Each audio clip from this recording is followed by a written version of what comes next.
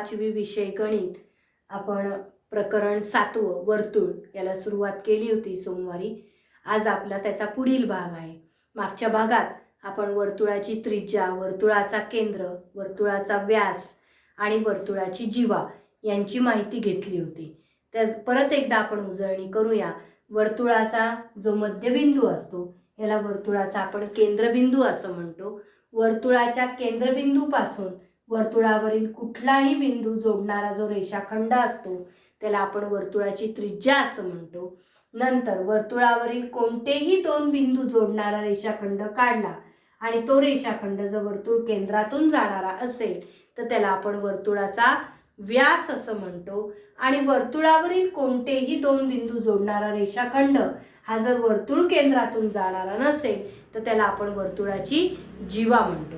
त्याचबरोबर आपण मागच्या भागामध्ये त्रिज्या आणि व्यास यांच्यातला संबंध देखील अभ्यासला होता की त्रिज्या ही व्यासाच्या निम्म्या लांबीची असते आणि व्यास हा त्रिज्येच्या दुप्पट लांबीचा असतो.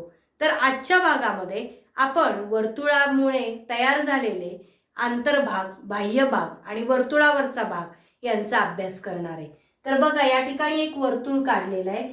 वर्तुळाच्या आतल्या भागामध्ये म्हणजे हे वर्तुळ एक बंदिस्त आकृती आहे आणि या आकृतीमुळे या फळ्याचे 3 भाग झालेले. पहिला भाग आहे तो वर्तुळाच्या आतला भाग, दुसरा भाग आहे तो वर्तुळावरचा भाग आणि तिसरा जो भाग आहे तो वर्तुळाचा बाह्य भाग. बघा, पहिला भाग आहे तो आहे अंतर्भाग,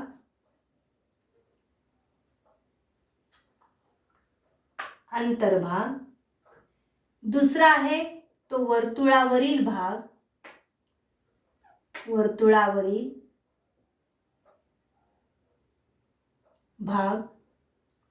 आणि तिसरा भाग आहे तो वर्तुळाचा बाह्य भाग म्हणजे बाहेरच्या बाजूचा भाग. असे या वर्तुळामुळे या फळ्याचे 3 भाग झालेले आहेत. आता अंतर्भाग म्हणजे काय? इथे या ठिकाणी आपण जे बिंदू घेतले काही A, B, C, D, L, P, J. तर हे सगळे जे बिंदू आहे आणि हा वर्तुळाचा जो केंद्रबिंदू आहे, हे बिंदू वर्तुळाच्या कुठे आहेत तर अंतर्भागामधले बिंदू आहेत. आता या वर्तुळावर जर मी बिंदू घेतले, समजा इथे X, Y हा Z म्हणूया किंवा K, S, तर हे जे बिंदू आहे हे वर्तुळावरचे बिंदू आहेत. आणि या वर्तुळाच्या बाह्य भागात म्हणजे या तिसऱ्या भागात वर्तुळाच्या बाहेरच्या बाजूला मी जर बिंदू काढले तर समजा मी इथे बिंदू घेतला O,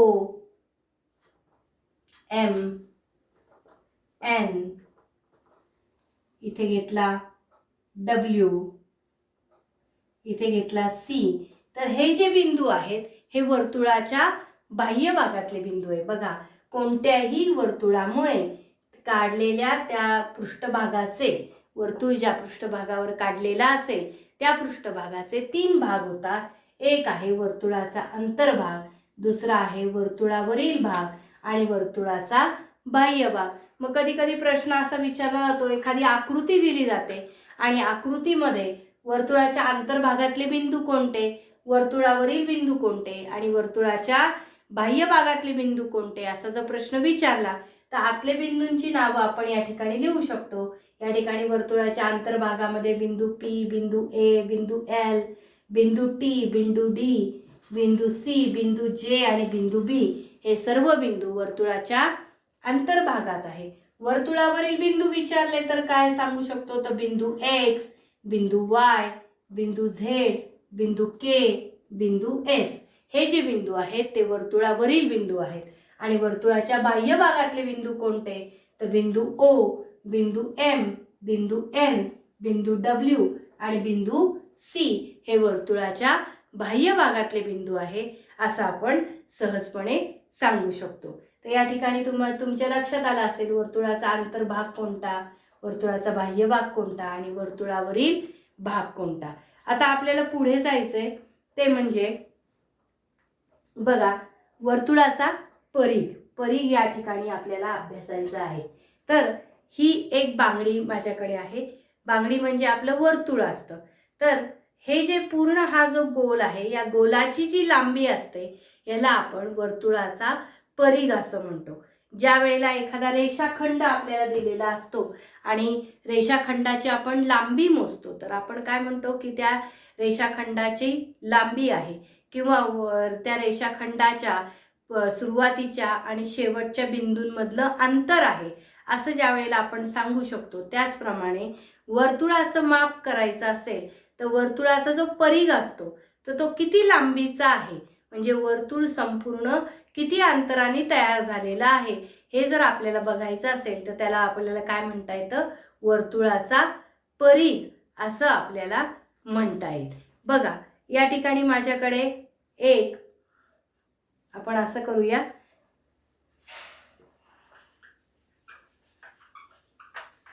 एका पेपरच्या आधारे आपण वर्तुळाचा परीघ अभ्यासूया. बघा या ठिकाणी माझ्याकडे एक पेपर आहे.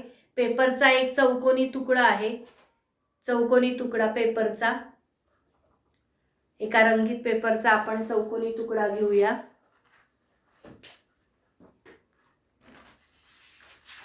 या ठिकाणी माझ्याकडे हा एक पेपर आहे. आता याच्यापासून मला जर गोल करायचा असेल तर बघा या पेपरची टोकं मी अशा पद्धतीने एकमेकांना जुळवली या पद्धतीने, तर माझा हा गोल तयार होतो. बघा या ठिकाणी असा आहे का, बरोबर, हा असा गोल तयार होतो. मग आता याचा परीघ जर मला माहिती पाहिजे असेल तर मी काय करणार, जर समजा हा पेपर मी परत उघडला तर या पेपरच्या या कडेची जी लांबी आहे संपूर्ण ही काय असणार आहे, या वर्तुळाच्या गोलाची लांबी असणार आहे. म्हणून मला त्याला काय म्हणता येईल, तो वर्तुळाचा परीघ आहे असं मला या ठिकाणी सांगता येईल. बघा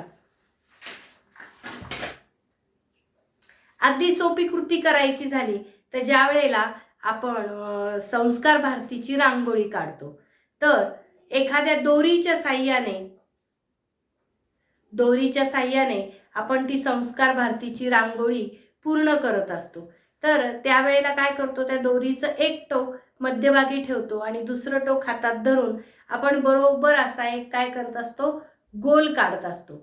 मग त्यावेळेला त्याच्या दोरीची जी लांबी असेल ती अशी गोलाकार बरोबर फिरते. मग ती एका टोकापासून सुरुवात करून आपण दुसऱ्या टोकापर्यंत गेलो तर त्याचं जे अंतर येतं त्याला आपण काय म्हणणार आहे, वर्तुळाचा परीघ म्हणणार आहे. बघा या ठिकाणी माझ्याकडे एक बांगडी आहे आणि या बांगडीला जर मी दोऱ्याच्या साह्याने असं गोलाकार गुंडाळलं तर बघा ही बांगडी, या बांगडीच्या या टोकापासून मी सुरुवात केली असं गोल जात जात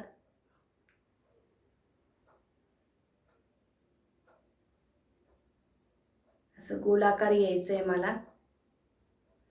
हे बरोबर या ठिकाणी टोक मी व्यवस्थित लावलं आणि या बरोबर पहिल्या टोकाला जुळेपर्यंत हा मी दोरा या बांगडीच्या भोवती बरोबर गुंडाळला. तर या ठिकाणी माझा हा दोरा काय झालेला आहे, हे दोन्ही टोकं एकमेकांना जुळलेली आहे. मग मी ज्या वेळेला हा दोरा काढून घेईल इथपर्यंत तर ही जी दोऱ्याची लांबी आहे एवढी, ही काय आहे, माझ्या वर्तुळाचा त्या गोलाचा काय आहे, परीघ आहे. माझ्या त्या वर्तुळाकार बांगडीचा काय आहे, परीघ आहे. म्हणजे तुमच्या लक्षात आलं असेल वर्तुळाची जी लांबी असते त्याला आपण वर्तुळाचा परीघ असं म्हणत असतो. तर परीघ झाल्यानंतर आता आपल्याला जायचंय ते म्हणजे वर्तुळ कंसाकडे. बघा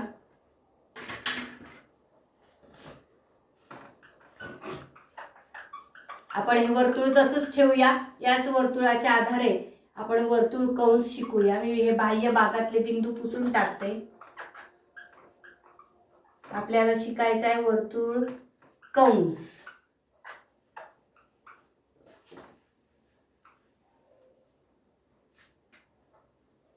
आपण हा मध्यबिंदू होता हा आपला, समजा असं बरोबर नाही आलं ते,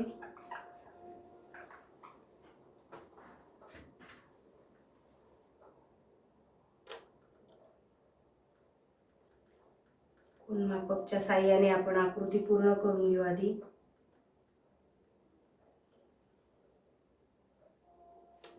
अशी आता हा वर्तुळ केंद्र आहे समजा टी. आता या वर्तुळामध्ये मी जे काही बिंदू घेतलेले आहेत या बिंदूंमुळे या वर्तुळाचे काही भाग पडलेले आहेत. तर हा जो वर्तुळाचा भाग आहे उदाहरणार्थ एस बिंदूपासून तर एक्स या बिंदूपर्यंत हे पहा असा मी नागमोडी करत जाते. तर हा जो भाग आहे याला काय म्हणता येईल वर्तुळाचा कंस. म्हणजे वर्तुळाचे जे भाग आहे कधी कधी आपली काचेची बांगडी तुटते आणि तिचे जे तुकडे तयार होतात ते म्हणजे काय म्हणता येईल आपल्याला छोटे छोटे त्याचे कंस असे म्हणता येते.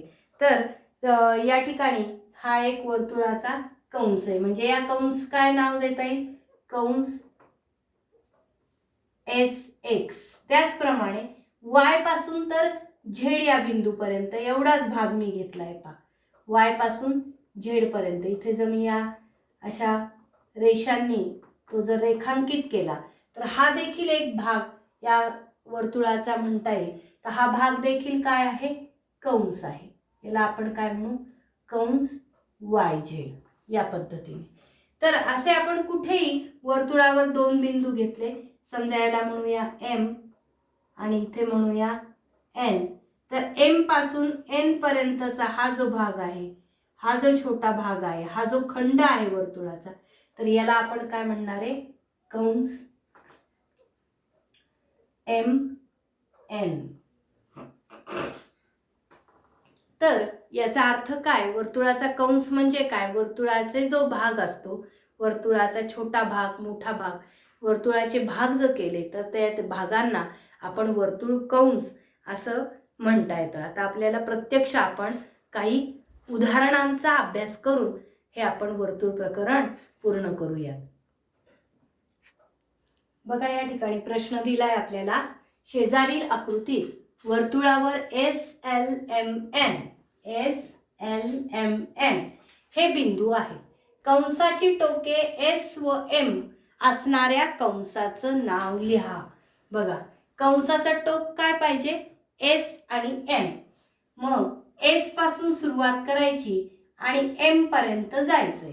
काय नाव येणार आहे कंसाचं एस पासून सुरुवात केली असं आपण चालत आलो इथपर्यंत एम पर्यंत. तुम्हाला दिसत असेल मी आता हा भाग काय केलेला आहे थोडा डार्क केलेला आहे. एस पासून तर एम पर्यंत काय नाव येणार आहे आपल्या या कंसाचं एस एल एम असं आपण या कंसाचं नाव लिहू शकतो. कारण मध्यभागी एक बिंदू आलेला आहे एल.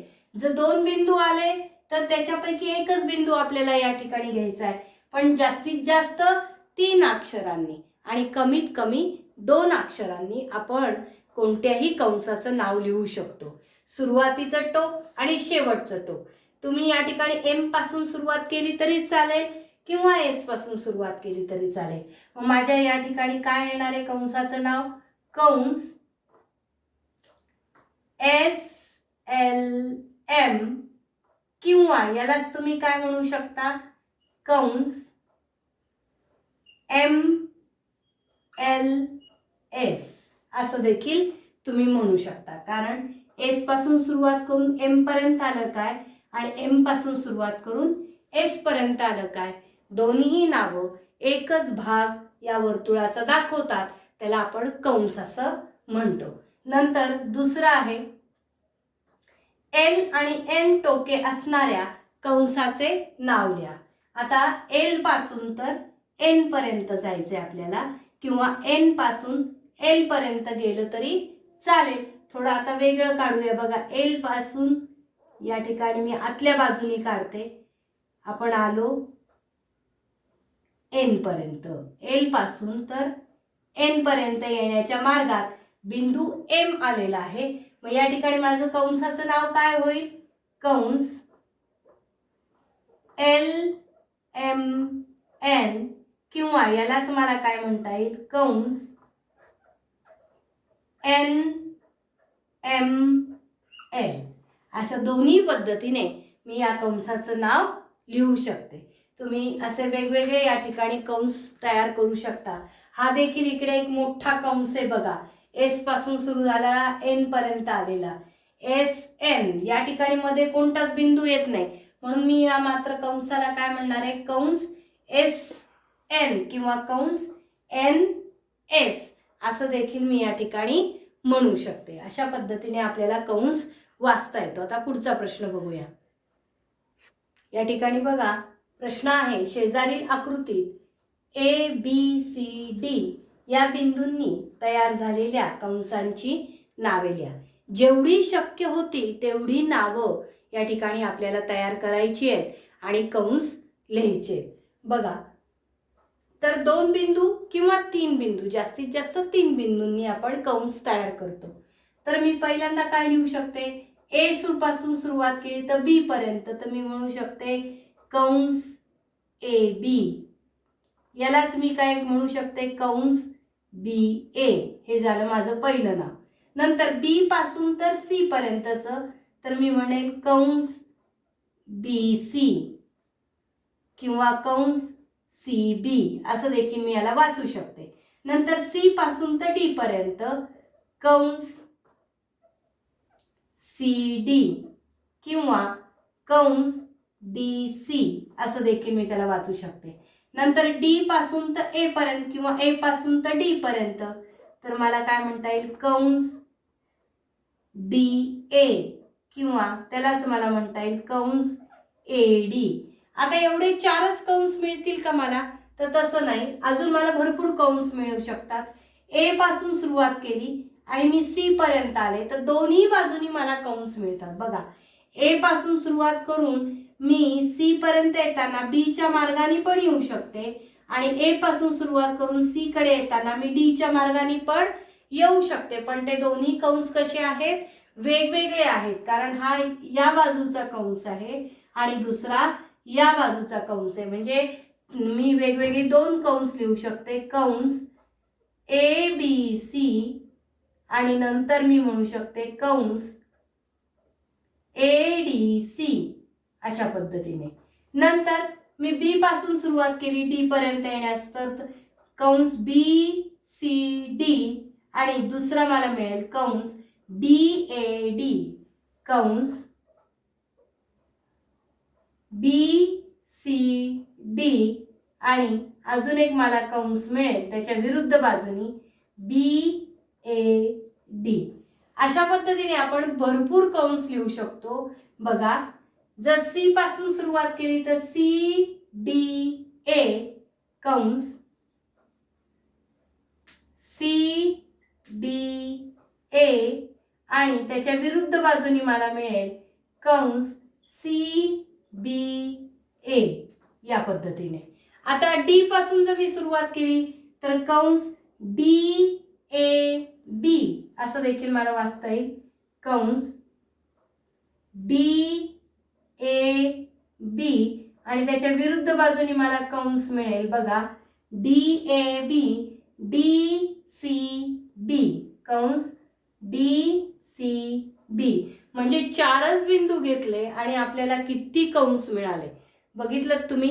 प्रत्येक बिंदूपासून दुसऱ्या बिंदूपर्यंत एक वर्तुळाचा भाग पडतो आणि त्या प्रत्येक भागाला आपल्याला कंस म्हणता येतं आणि त्याचं नाव देता येतं अशा पद्धतीने. आता आपण याच्या पुढचा प्रश्न बघूया, प्रश्न 3. बघा या ठिकाणी परत प्रश्न विचारला आहे, शेजारील आकृतीमध्ये बिंदू पी क्यू आर एस व टी या बिंदूंनी तयार झालेल्या कंसांची नावे लिहा. आकृतीचं व्यवस्थित निरीक्षण करायचंय आणि जेवढे काही आपल्याला 2 बिंदू एकत्र करून आपल्याला जेवढी काही कंसांची नावं तयार करता येतील तेवढी या ठिकाणी तयार करायची. मी पहिलं तयार करते बिंदू कंस पी क्यू, दुसरा म्हणता येईल मला कंस क्यू आणि आर बिंदू घेऊन क्यू आर, तिसरा मला म्हणता येईल मला कंस आर आणि एस घेऊन आर एस, चौथा मला म्हणता येईल कंस एस आणि टी घेऊन कंस एस टी, बिंदू एस टी घेऊन कंस एस टी, पाचवा मला म्हणता येईल बिंदू पी आणि बिंदू टी घेऊन कंस पी टी याप्रमाणे. आता कंस PQ मी घेतलेला आहे.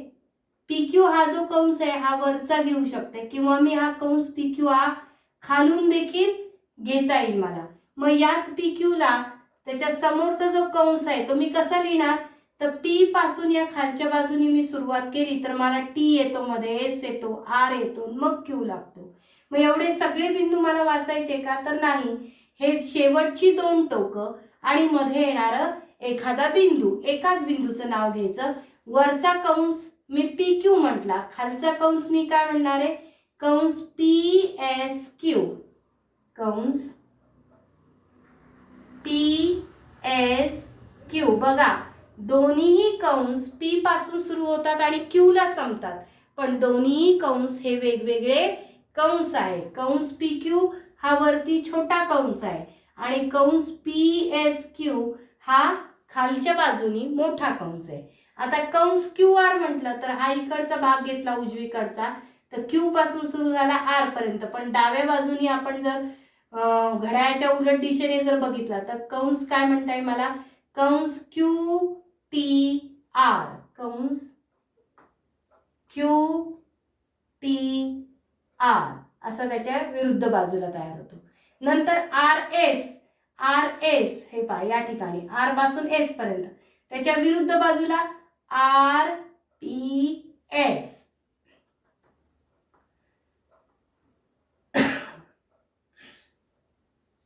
RPS. नंतर कंस आहे ST, हा समोरचा भाग झाला, हा ST आणि त्याच्या विरुद्ध बाजूला कंस SQT असं देखील आपल्याला दुसरा कंस मिळेल, कंस SQT.